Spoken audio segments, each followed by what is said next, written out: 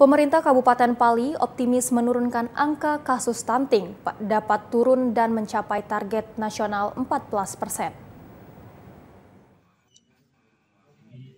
Melalui rembuk stunting dengan tema aksi konvergensi penanganan stunting, Pemkab Pali optimis penurunan angka stunting semakin turun dan tercapai target nasional. Konvergensi merupakan pendekatan penyampaian intervensi yang dilakukan secara terkoordinasi, terintegrasi, dan bersama-sama untuk mencegah stunting kepada sasaran prioritas. Wakil Bupati Pali, Sumarjono, membuka rembuk stunting yang dihadiri perwakilan BKKBN Sumsel, Bapeda Sumsel, serta pimpinan OPD Pali. Sumarjono menjelaskan bahwa semakin tahun kasus stunting Pali turun. Di tahun 2019 di kisaran 39%, di 2021 turun menjadi 20,2%, sementara untuk tahun 2024 ditargetkan penurunan stunting 14%, yakni tercapai target nasional.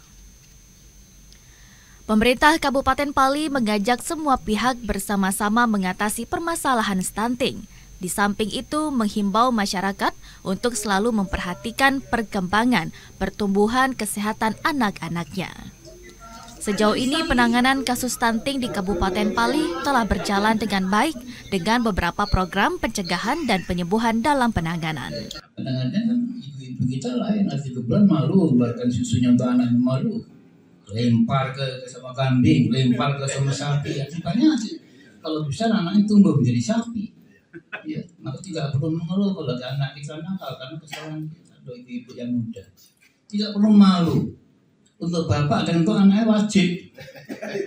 Ini kehidupan anak yang mulai dari janin sampai anak usia umur 2-3 bulan itu juga masa-masa yang rawan.